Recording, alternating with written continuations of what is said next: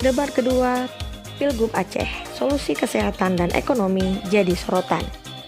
Rekan jumpa, jangan lupa untuk like, subscribe, dan aktifkan lonceng notifikasi untuk mendapatkan update terkini dari channel ini. Dari Banda Aceh diberitakan Komisi Independen Pemilihan atau KIP Aceh mengadakan debat kedua bagi pasangan calon gubernur dan wakil gubernur Aceh, yakni Bustami Hamzah dan M. Fadl Rahmi, serta Muzakir Manap dan Fadlullah di Hotel Depade Aceh Besar pada Jumat malam.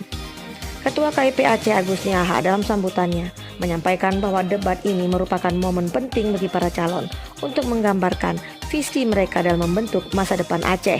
Ia mengatakan keindahan dan makna demokrasi tidak hanya tergantung pada kandidat, tetapi juga pada peran serta pendukung dan pemilih yang berpartisipasi aktif.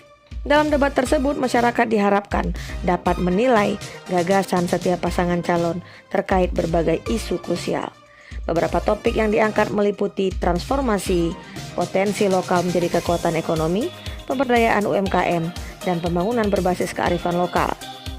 Pada segmen pemaparan visi dan misi, Bustami Hamzah menyoroti urgensi peningkatan kualitas pelayanan kesehatan di Aceh. Ia menyatakan harapannya agar antrian panjang di rumah sakit tidak lagi terjadi karena keterbatasan kapasitas layanan. Menanggapi paparan dari pasangan Mualim Dekfat, Bustami juga menggarisbawahi perlunya pembenahan sistem layanan kesehatan, termasuk program keringanan biaya pengobatan bagi masyarakat yang membutuhkan. Menurutnya saat ini ada 5 rumah sakit regional yang sudah 10 tahun belum selesai karena kurangnya perencanaan yang matang. Sehingga pihaknya perlu menghitung ulang anggaran yang diperlukan, terutama karena dana otsus sebesar 2% belum difokuskan pada sektor kesehatan, sedangkan fiskal Aceh terus menurun. Desa yang belum mendapatkan layanan kesehatan memadai. Di sisi lain, Cawagup Fadlullah atau akrab disapa Dekfat memaparkan bahwa sesuai visi dan misinya, mereka berencana membangun 3 rumah sakit regional di wilayah barat, selatan, tengah, dan pantai timur.